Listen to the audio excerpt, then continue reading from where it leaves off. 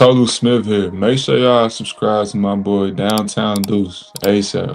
Come on, man. Jaden Ivey. Jaden Ivey had 7 points on 2 of 5 shooting, 1 of 1 from 3, 2 of 2 from the free throw line, 3 turnovers, 1 assist in 14 minutes. So, Sarah, thoughts on Jaden tonight? All right, so he started off slow. Expect it. Would have been absolutely mind-blowing. He just came out and took over. Would have been like, all right, like that. You got some superpowers with that healing, you know. What stuck out for me was his first basket. It was an Ivy miss to a Paul Reed tap in. Paul Reed was definitely He was. And then a Duncan Robinson steal. Back to Ivy for a 3. Beautiful. Beautiful. 5-point swing. Easy. So once he got that basket in, he got a little more comfortable. He didn't take off tonight, but he took better shots. I feel like he just had a little bit more confidence after he saw that 3 go in. It was like, okay, we're back. What you said was correct. Early, he looked like he was just a little bit out of sync. And it wasn't just him. Everybody looked out of sync. Yeah. But for him, it was really understandable, right? It was a few plays early in this game where I could tell he just was not in sync. He had a couple bad fouls early. He was in foul trouble. One of them, he was going for a loose ball, trying to get a steal. Really wasn't there. Bad foul. Yeah. And then he had an offensive foul, forcing the action a little bit at the rim, right? So I could just tell, you could just see that this was his first game in 9 months. Yep. JB mentioned that on media day. He straight up said, like, we know that it's going to take time for him to get back to playing 5-on-5 basketball. So and he did. He took that time, and he still is. I just think it's going to just only go up from here. And like you said, everyone else had the rust to break off, and so everyone's a little out of sync, which didn't help.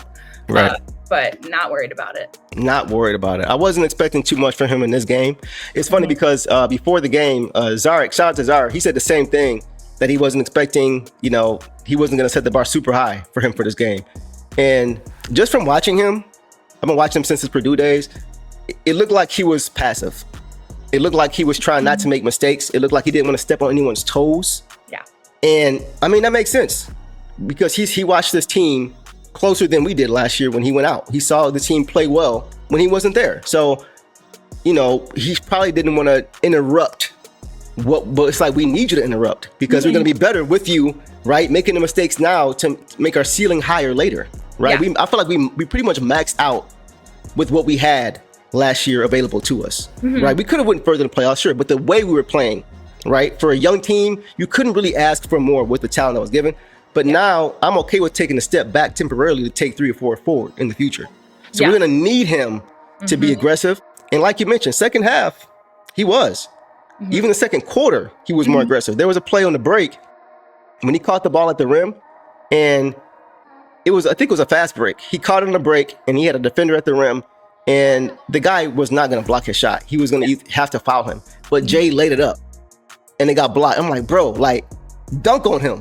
Like, go up like Russell Westbrook style. Go up and dunk and try to dunk on his head. Either dunk, posterize him, or draw the foul, right? Yeah.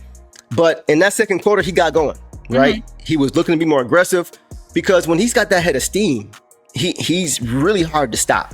And he was able to get to the rim and finish through traffic multiple times. And I think once he saw one fall, that's what enabled him to knock down that shot from deep that you talked about. Because even if it's a free throw, just see it go through the rim, that boosts your confidence, right? Especially when you haven't played for 9 months. So I'm not concerned about him at all. It reminded me once again of Asar last year when he was out for 8 months with the blood clot. So, it's going to take time regardless of who you are. It doesn't matter. So he just needs the same time, the same reps. And once he gets into that rhythm, he's going to be really, really good for this team. Yeah. And I think that is a little bit of a mental game too. When you come back from an injury like that, of course, you can practice, but until you are on the court playing in a game that, matters, then you have to get over the fact that like you were seriously injured. And I think that might have been a reason that his aggressiveness was a little slow. I agree with you that he was like, I'm just not going to throw this team off because, they have a rhythm without me a little bit. But I think it was also just that mental, even if it's a little bit subconscious, So, but he did once he started going, and even though he missed some were blocked, he was driving to the rim with 2 defenders down there. He was trying to get there. Right, absolutely, for sure. Yeah, so I'm not worried about him. It looks like you guys are kind of on the same page. Detroit Drew says Ivy got to control that speed, but it's good to know that it's still there. At least he was aggressive. Exactly. A lot of people were. I wasn't, because I already knew, but a lot of people were concerned. Is that burst still going to be there? Is that athleticism still going to be there? I think he answered that question right. He's got all of it pretty much there, and he's been taking care of his body. So yeah, now it's just about trusting that leg. Yep. And really having confidence. It's too many times I've seen guys, not saying this is the case, but I've seen guys come back too early from injury. Yeah. Say it's a leg injury, and they put too much pressure, or they lean on their other leg because they're afraid of pushing off on the leg they hurt. And that causes another injury. And they're out again, right? Yeah. So I'm in retrospect, I'm glad that he didn't come back for the playoffs, because now there's no question whatsoever if he's healed. Yep. That's right. Exactly we know for sure. Like with them, because he had the possibility to, and they mentioned it on media day too. Yep. And I'm really glad that he didn't, because again, that super helps.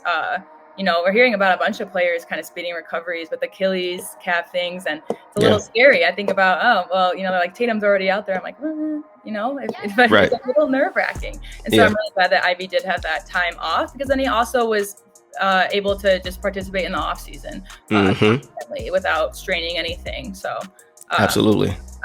We know, like I said, we never really got the chance for him to get him a fast break, to get him from one side of the court to the other, with the Grizzlies making their shots and us just inbounding, not really having a chance to push it. So that's coming. All the dirty work, all dog. I'ma dive on the floor, go try to block every shot, and I'ma be physical with you the whole game. You know Stu gonna be physical with you. When you think of the Pistons, you think it's just hard work and just gritty basketball. That's just the identity you gotta have when you put on that jersey. I'm not your average breed of canine. Not a good dog, I'm bad boy for life. I set the tone, don't care about no tick. Let it be known, I get my respect. Come in the lane and see I don't bluff. If you retaliate, that's on ya. Slick talking pundits, I hear your shade. Talking that shop, you must run this way. Tryna tell ya, put the dog palm, mess around, find out, Tryna tell ya, put the dog palm, mess around, find out,